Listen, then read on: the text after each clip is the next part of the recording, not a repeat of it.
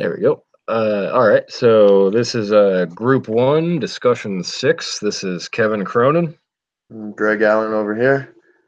All right, so let's just go right into our creative responses.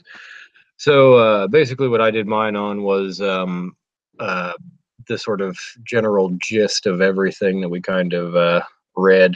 So basically, just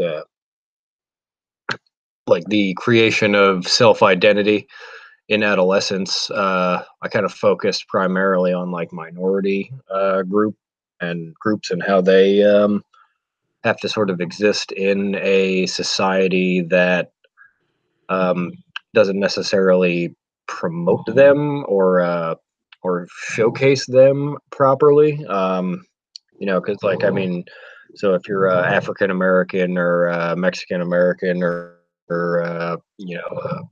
homosexual or transgender or any of those kind of minority groups, you're not really showcased in like the media terribly often, and if you are, you're kind of like we had said in the previous discussions, like for most African American people, they were kind of sort of like shown to be like sort of comic relief almost. Same with like homosexual characters, like in Will and Grace, you have the secondary gentleman who's not Will. I don't know what his name is. I didn't really watch the show, but he's sort of shown to be like comic relief. And these types of people aren't the norm, I guess.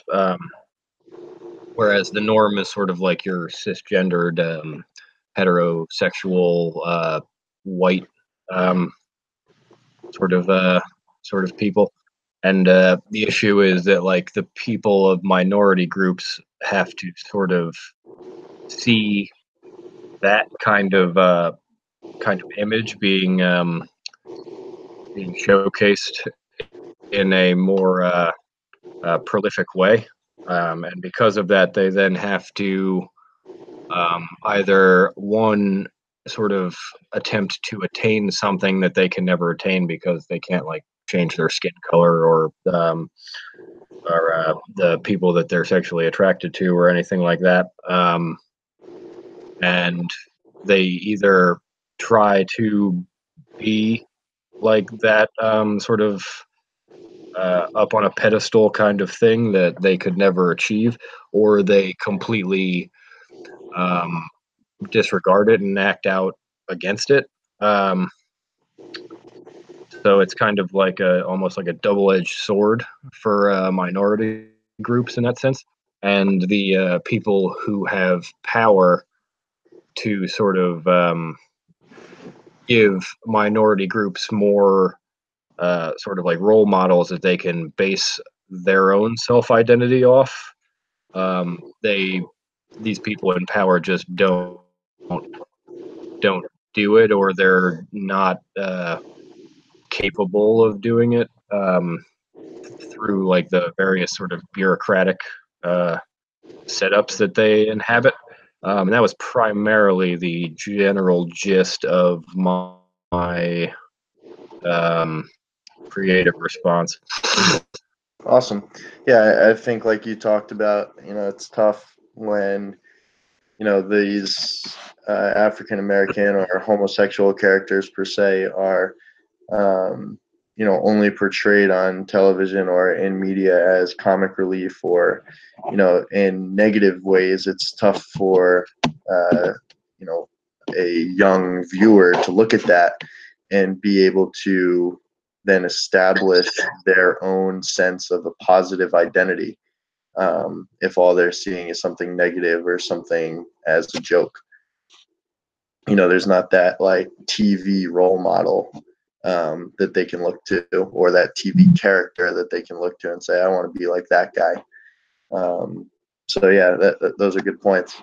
For my creative response, I mostly wrote about my own self identity and how I kind of went through this process of um, realizing other cultures and how until I got to that point of realizing what other cultures and other people went through, I was very unknowledgeable and essentially ignorant to other things and different things. And I would say the moment for me where, I was able to really realize and accept difference was when I went on a school trip to Spain, and I got to see an entirely different culture and see how things operated differently on a day-to-day basis. And it was really just kind of eye-opening for me, and kind of led to this idea that now I identify as somebody who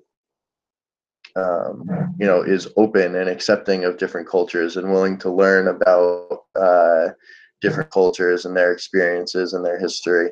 Whereas before, I didn't really have that as a part of my own identity. So that was basically how I focused my creative response, kind of a self-reflection of things. Okay. I don't know which question do you think we should jump into? If you have them pulled up, I actually don't have them pulled up right now. So if you have them and want to pick one, then well, actually, yeah. So yeah, going off of what your creative response, jump right into identity vary by race, ethnicity, religion. How can teachers use this knowledge to summation of authentic identities among students of all backgrounds? yeah. I think So that yeah, you can go ahead. no, I mean I was just gonna sort of just point out like what you said, sort of like immersing yourself in a different culture, and I mean like obviously like religion, you're not going to say like if you already are a an individual who has a specific religious set of values, you're not going to necessarily uh, um, become another religion. What is that called? Conversion. There it is. Yeah, you're not going to like convert to another religion that you don't necessarily believe, but at the very least, you can sort of create more of a detailed understanding of said religion. Like, I mean, I know, for example, America after actually post 9/11, um, we as a country have been relatively ignorant about like Muslims, and there are like I mean there are like Christianity. There are a number of different sort of like Muslim sects that all are extremely different than one another. And I mean you wouldn't look at like Catholics and Protestants and say that they're the same thing because they're vitally different in a number of ways. But similarly, I think we all kind of, well, not we all, but like a good portion of the country kind of discriminated against Islamic people and sort of lumped them all together into one massive category, as opposed to saying that like there are like sects within it that are more like anti-American and stuff like that. Whereas other sects are just normal individuals trying to get by in this life. And I mean, yeah, I guess just in terms of kind of went on a bit of a rant there, but just like in terms of like what you were saying, where you sort of like got to know more about a different culture, you like as a teacher could just like do that and kind of get a broader lens when looking at individuals, as opposed to just sort of being like, this is how I think things should be, and sort of accepting everyone for who they are, regardless of their ideologies or anything like that. And I mean, I think that's kind of like what teaching is supposed to be anyway. It's like everyone can learn, as opposed to being like, oh, you're a different skin color than me, or you are sexually attracted to other people, or people of the same sex, or something to that effect, or like you are a female born in a boy's body, or something to that effect, and just instead of looking at them through a sort of specific lens of how like you were raised, or how you were like brought up in a cultural worldview, you can just sort of like look at people as people, and attempt to teach everyone in the same way, I guess. Right. And it's interesting, when as you were talking, I thought of something where you were saying how it's important that teachers are accepting of everybody. And I have a family friend who's a teacher, and I don't think she's typically ignorant or unintelligent or unaccepting for that matter. But she was telling me a story about how this was last year, so she had gone around the classroom and asked all the kids what they did for Thanksgiving. And she got to this one Asian boy, and he said, "Oh, my family doesn't celebrate Thanksgiving." And she kind of like was taken aback by that, and said like, "Oh, like what do you mean you don't celebrate Thanksgiving?" So she didn't understand that he was from a different background, and he identified in a way that wasn't the norm per se. And I'm sure that her being taken aback by that and asking like, what do you mean, I'm sure that wasn't very comforting for the student, and now he feels less comfortable with himself. um, so I thought that that was interesting. When she was telling me that story, I was like, wow, like you really just assumed as a privileged white woman that everybody celebrated Thanksgiving, and then you kind of got this culture shock when one student didn't. So I think, like you said, just as a teacher, being able to realize that people come from different backgrounds and different cultures, and people have different experiences, and people identify in different ways, recognizing that and then being able to accept that is pretty important. And then back to kind of a more direct answer to the question, um, which talks about like the difference in development of identities. And like it said in the article, um, you know black children typically grow up with the notion that white is the right way. So they are immediately um, notice that, and notice that difference, and notice that they aren't white, which makes them feel like they are out of place. So a lot of times they seek out peers within their own racial group, to try to separate themselves and avoid that like mainstream culture. And then once they're able to kind of find themselves and um, feel comfortable with others of their own group per se, that's when they then become more open and less defensive.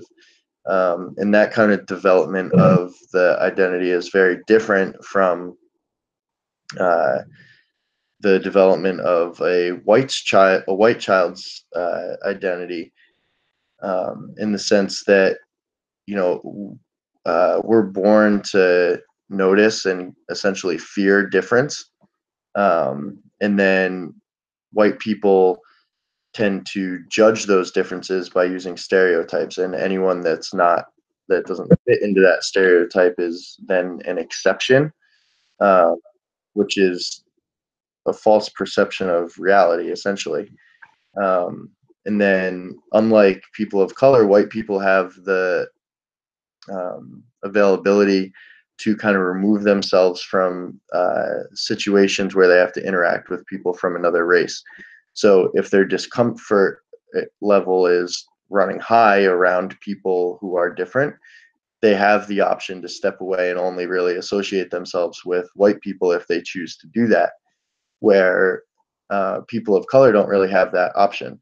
You know, they're a minority, so if you're working in an office and you're a person of color, you're going to be typically surrounded by other people who are white. But if you're white and you're working in an office and there's only a couple of black people, you can remove yourself from them. And then once they're kind of separated, there's this idea of white superiority, because now when you're not associating yourself with people of different races and people of color, you know, now it's different or scary if you have to interact with them.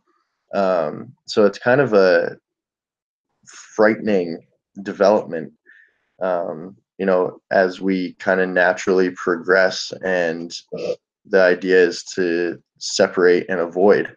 So I thought that that was really interesting when I was reading it. And then there's something else I wanted to touch on too. Oh yeah, I thought that it was interesting too that the idea of a white person's identity development is dependent on the amount of contact with marginalized or oppressed people. So basically, if from a young age you're exposed to and around people of color, you're going to be more accepting and more understanding of what they're going through. Whereas if you're brought up in a place where you're not interacting with people of color at all, you're going to be more likely to feel scared or not understand, or not understand that racism exists in our society. So I thought that that was an interesting point too. Yeah, yeah, that's pretty interesting.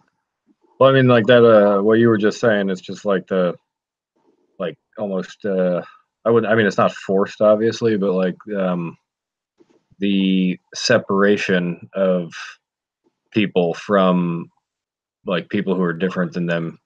It's just like that's mind blowing. I mean, it's just Yeah, like I mean, in the 50s and stuff, there was the Jim Crow laws, and those were forced down by the state, and it's just like it's still happening now, but with no actual laws on the book. That's kind of weird. right. But, And it said that in the shorter film too, about like the housing.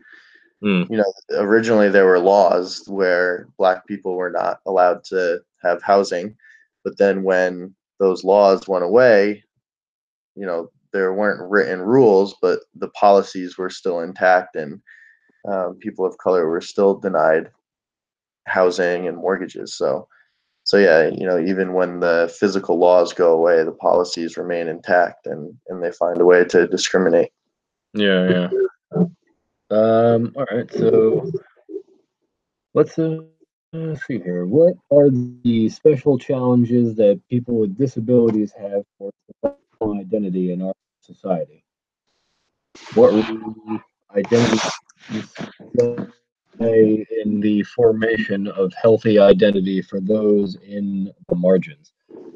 Uh, like slightly confused by the term disabilities, because I'm not positive as to what that's kind of saying. I don't I'm not sure if that's kind of going for like uh like mental disabilities or like physical. I took it as physical and mental. Okay.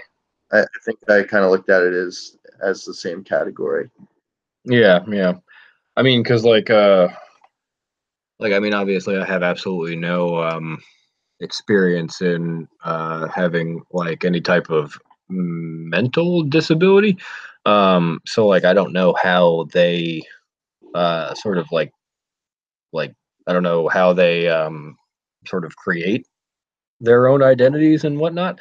Um, so that's kind of like a difficult um, question for me.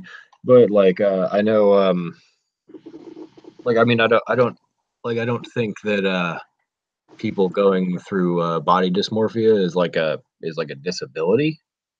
But I mean, I suppose that like we could sort of uh, talk about that for a little bit. So I mean, this question kind of confused me a smidgen, but I mean, I suppose you know, like people with body dysmorphia, like they were showing in that in the video. Like I thought that that video did a good job of sort of showing like the insight of individuals who are going through it, both in like a positive and negative kind of way.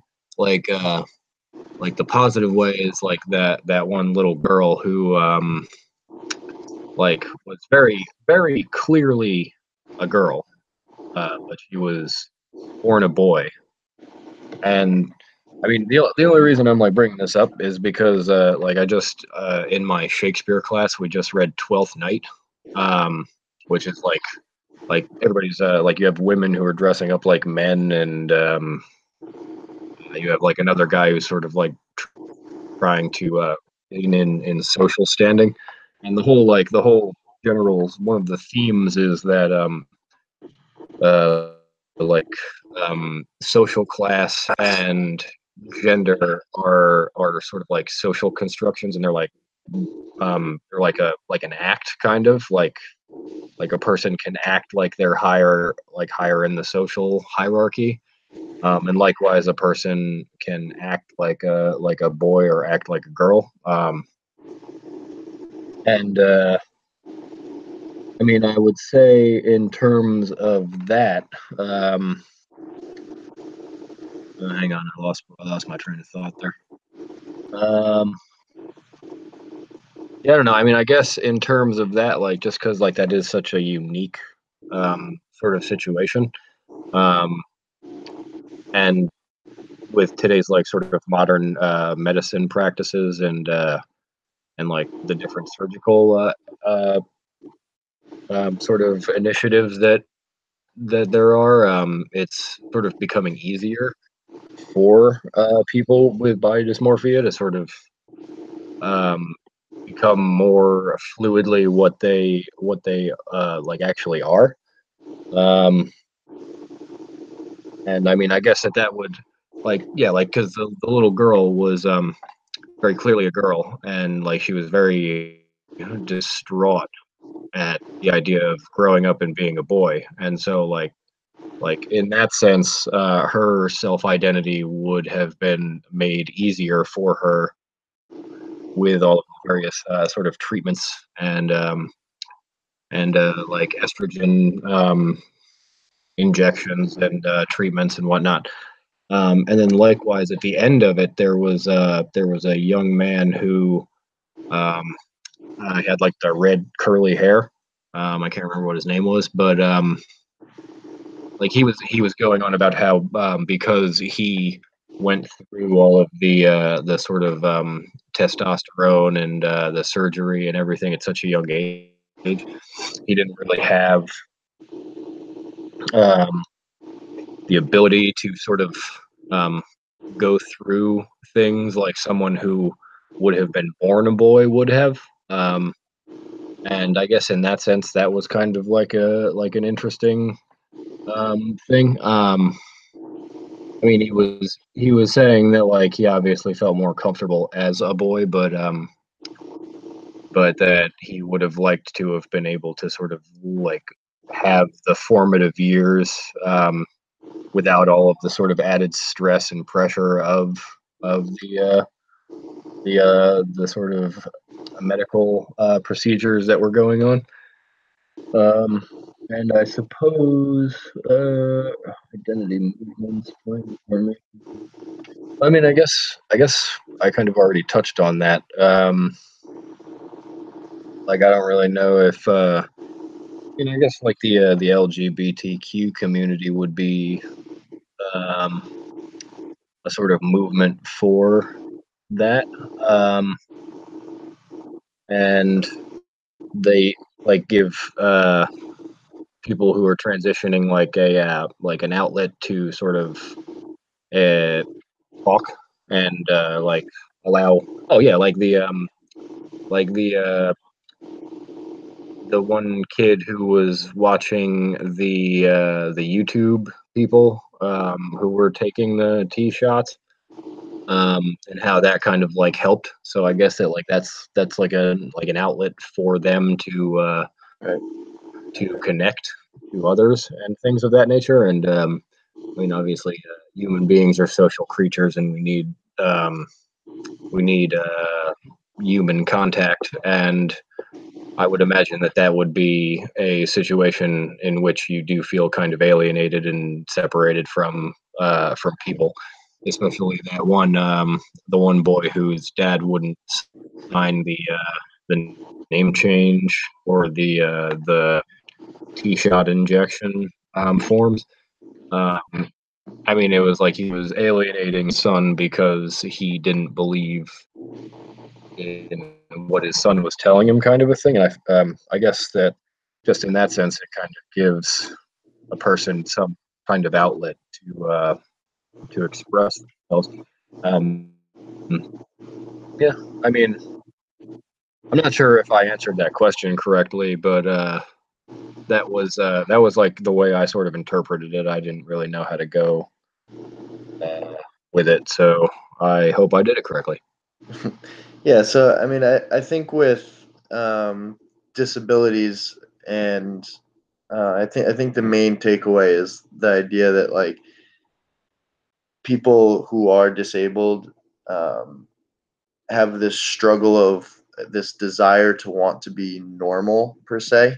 You know, they're surrounded by people who aren't disabled, so there's this, you know, while they're trying to find themselves, they're struggling with the desire to be normal, right? So that's taking over and impeding the development of their self identity per se. And then, you know, as far as what's considered normal, you know, being able to drive a car, being independent, being able to work full time, you know, these are things that people who are disabled might not have the opportunity to do. And that has a pretty big impact on them. And then until, you know, if somebody isn't necessarily aware of this like disability rights movement and they're constantly going through this struggle of wanting to be normal and there's nobody telling them that, you know, it's okay to have a disability, and there's nobody supporting them, then they may spend their entire lives trying to fit in and trying to create this false identity instead of, you know, embracing who they are as a person and creating their own self identity instead of trying to just fit into the social norms. Um, so I think the main takeaway there is that like people who are disabled may struggle to find their own identity because they're going through the struggle of wanting to be normal and wanting to fit into the social norms. So that's Okay. kind of how I took it. And I mean, I would assume it's kind of the same with like what you were talking about with transgender people. Like, if there's nobody supporting them and there's nobody telling them that it's okay to feel different than the way you look or feel different fluidly than you are genetically, um, you know, if there's nobody supporting that, then you probably go through this massive internal struggle of just thinking and questioning yourself as to why you aren't normal, and that can definitely impede your identity development. So that's kind of how I looked at it. Okay. Yeah, yeah. I mean, like, I think what hung me up was like the disabilities word, because I didn't like, I don't necessarily think that body dysmorphia is a disability. So I just got a little confused with that one, but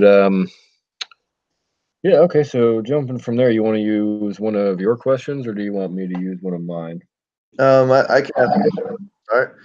Uh, so one of my questions was, how could you incorporate teaching about identity into lessons? Um, And I asked this question because, as much as it's important for teachers to understand about their students' identities, I think it's also important for students to understand about their own identities.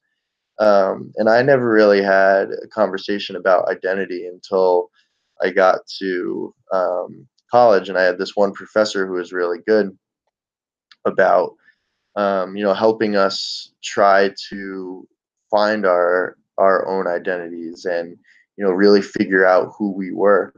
So I was just kind of thinking along the idea of, as a high school teacher, what could you do? What kind of assignments could you give that are on topic with, your subject area, while also, um, encouraging students to find and express their own identity. Um, and one thing that I was thinking of was to, so I'm going for English, and while you're reading literature, have the students analyze and look at the identities of certain characters in the books, and then from there, kind of relate and compare and contrast your own identity to, say, Hamlet or Huckleberry Finn, or whatever classic literary character you may be discussing. So that was one idea that I had. um, I was wondering if maybe you had any that you'd be interested in sharing.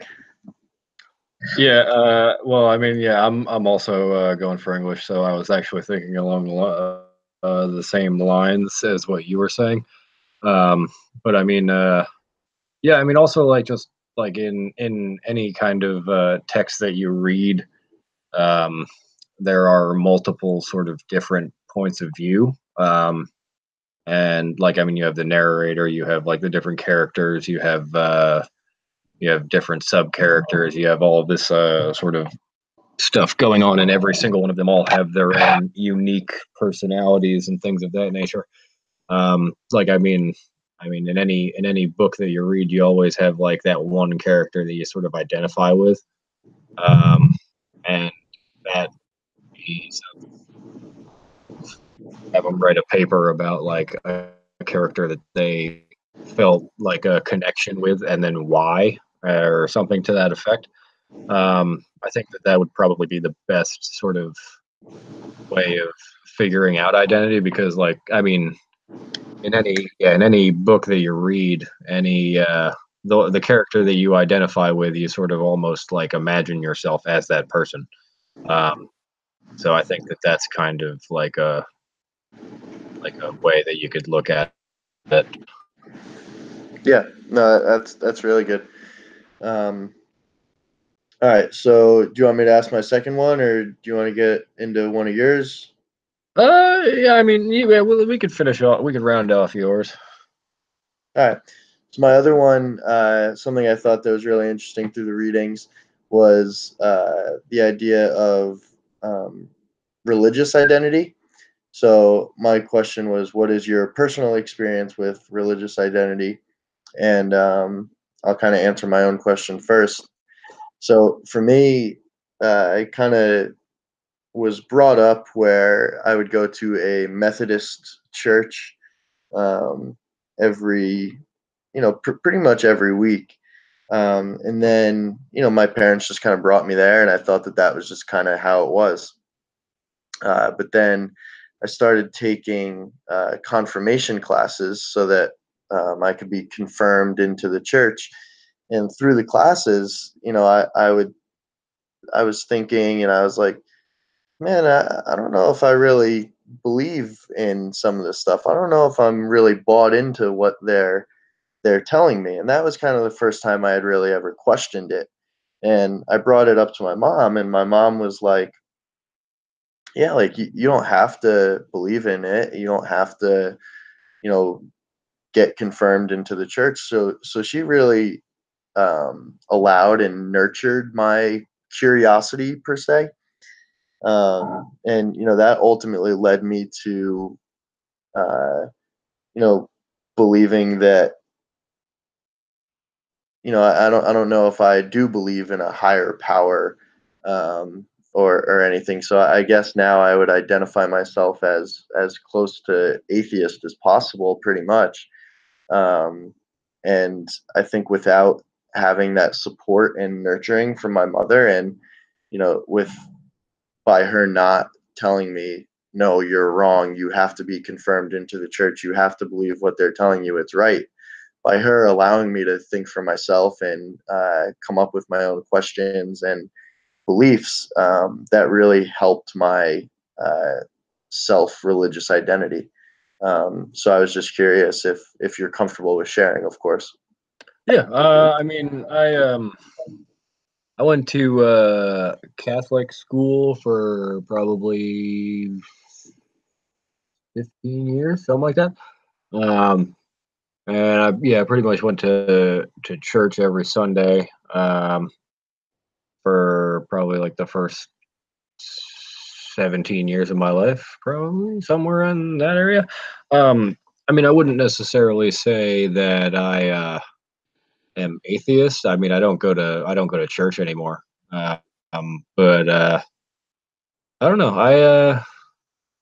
I mean, it's one of those like difficult things that you can't know, and that's kind of like the turnoff for me. It's like I don't You'll never know the answer. Yeah. yeah, I don't necessarily have faith in a lot of stuff. I mean, it is like a nice idea. Um, yeah, it's like a nice concept that there's like somebody up in the sky watching out for you, but I don't necessarily know if I put all that much stock in it. I mean, I don't I don't think it's bad. I mean, like I think like Jesus seemed like he was a pretty smart dude who did like a lot of good stuff, but I like his teachings. I just don't necessarily know if I like the organized element of any religion because like I mean most of the organized religions have been created by people and people are very imperfect. So if you're kind of like going off of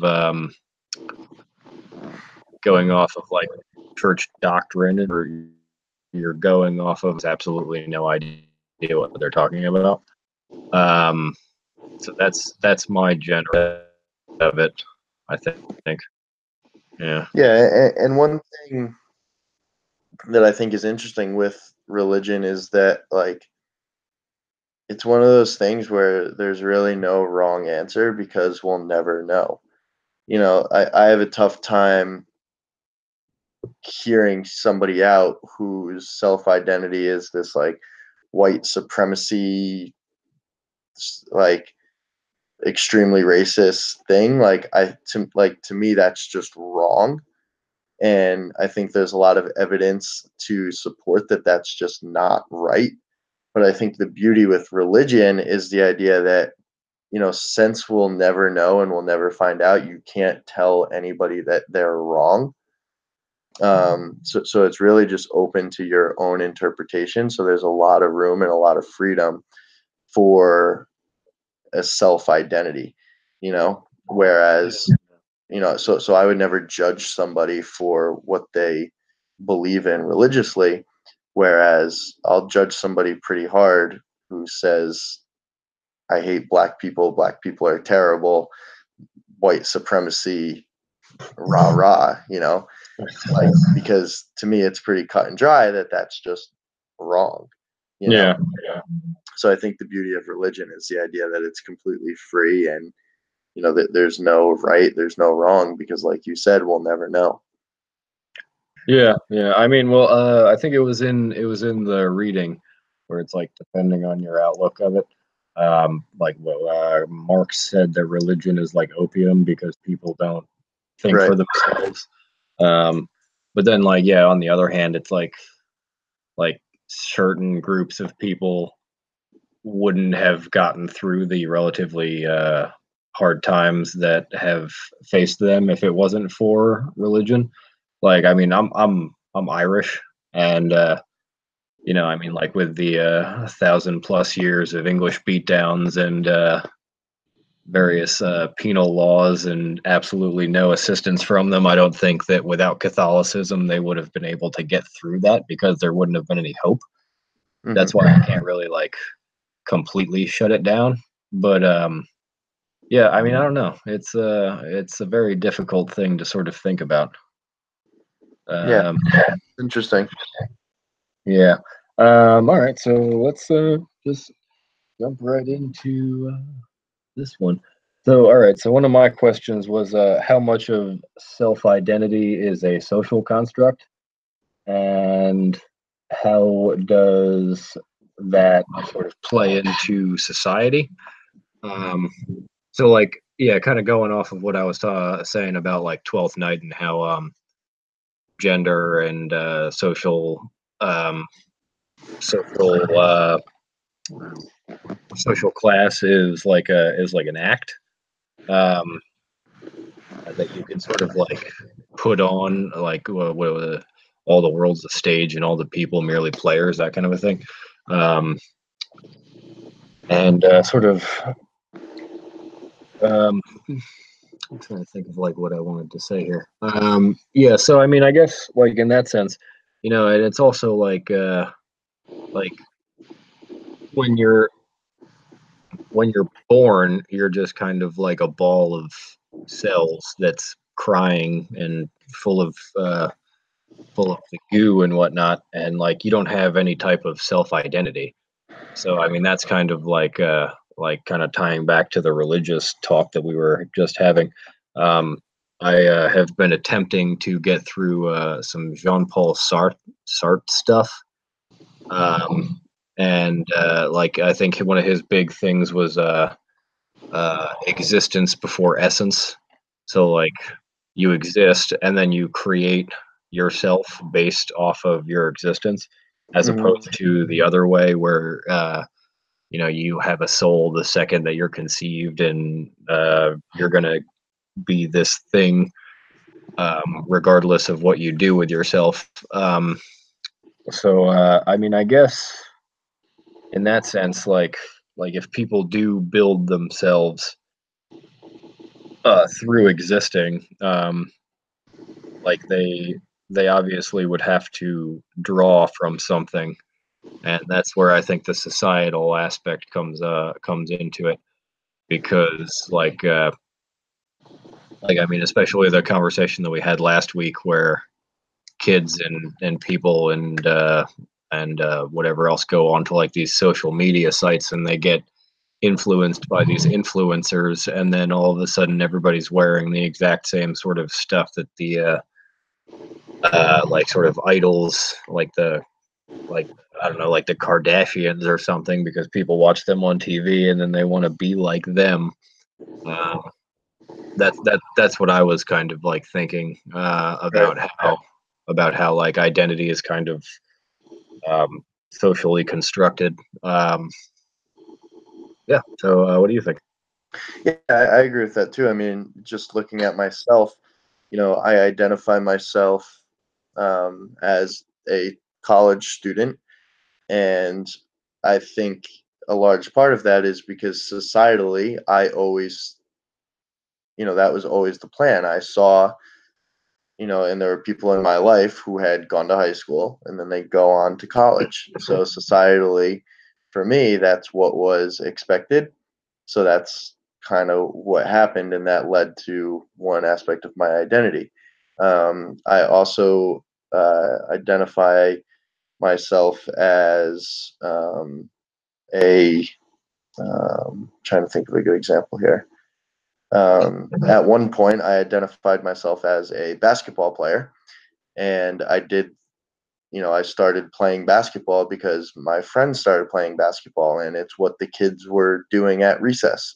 So, I kind of went with the flow of things, and it led to what was once a massive part of my identity. So yeah, I think, and again, going back to what I said before, we tend to go towards the norm, um, and that leads to societal norms. Um, if we're following those societal norms, we'll often identify ourselves within those norms. Um, so yeah, I think that your self identity is definitely um, at least mostly a social construction. All right. And so my second question is, what types of obstacles do adolescents face in constructing their self-identity? And I mean, I guess in a way, I was sort of thinking about like just their lack of experience, and like I mean, like when I was like a 16-year-old kid, I had absolutely no idea what I was. I was just kind of going through the motions that you were sort of expected to do. Um, but like I mean, I don't know yeah, like um, they don't have any like real life experience to be like, this is who I am, this is what I'm going to be. And there was those four categories of people who can't remember what they are at the moment. Probably should have put them down, but I think I think in terms of that, it's sort of like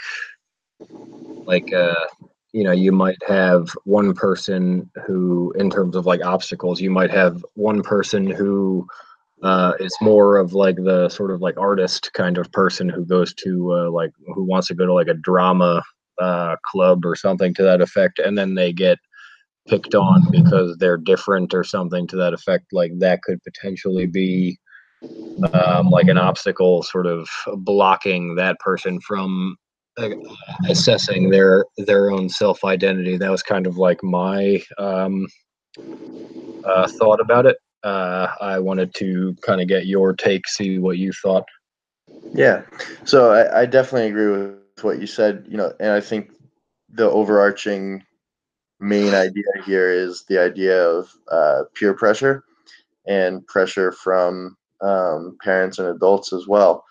Like you said, if so my dad was a sports guy, and you know I was as well, but had I not been, there may have been some pressure or some backlash, from my father, that I may have felt like, oh, I'm not living up to what my dad wants me to be, you know,